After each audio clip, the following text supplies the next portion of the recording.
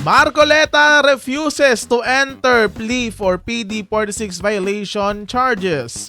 Ito po ay article ng GMA News Online. So, wala lang. Di siya nagsabi ng guilty or not guilty.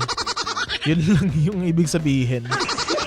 Senator Rodante Marcoleta on Monday refused to enter a plea to charges of violating Presidential Decree 46, which prohibit public officials from receiving gifts, citing pending motions with the Supreme Court.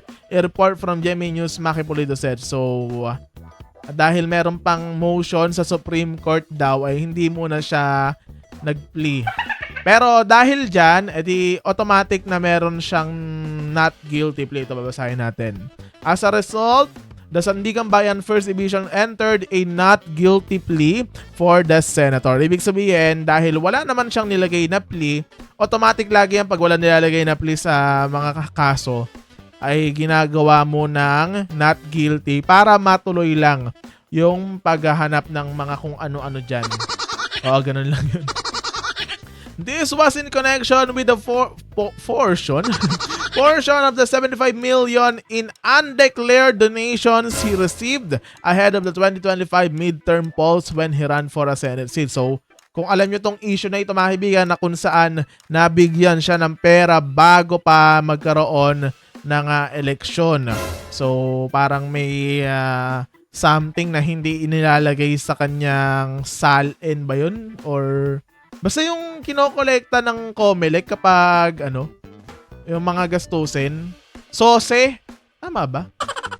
Basta yun, kung ano man yun. Ayan. Government prosecutors have alleged that Marcoleta unjustly enriched himself by accepting the donation as a public official. So, nung hindi pa siya tumatakbong senador, ay isa siyang kongresista. At yon, dahil doon, bilang isang public official, tumanggap siya ng 75 million peso daw.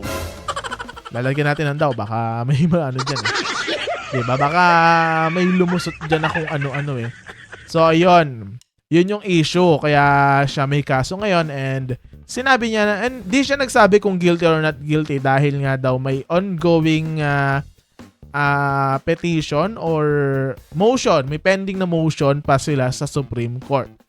Likewise, the Ombudsman said that taxes from the said donations were paid in December 2025 were almost 11 months after the January 2025 donation was made. Ayun pa isa, delayed payment ata to ng tax. Pero hindi na natin issue yung tax. Ang issue natin ay yung pagkuha niya ng pera as a public official. Marcoleta has maintained innocence and tagged the charges as politically motivated. Pero marami ng issue, di ba? Parang hindi pa ito isinasampa pero meron ng mga taong alam na itong issue na ito. Dahil napansin nga nila na nakakuha siya daw, nalagyan natin ng daw, ng 75 million galing daw kay Mike Defensor. Ayun.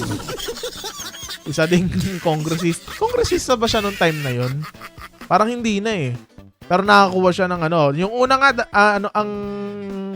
ang turing pa nga dito sa pera na ito ay parang donations para sa kanyang kandidatura bilang senador. Pero, ayun.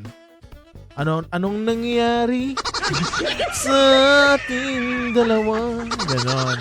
So, ano ba masasabi niya mga kaibigan na hindi nagbigay ng plea itong si Marcoleta para sa kanyang PD46 violation? I-comment down below.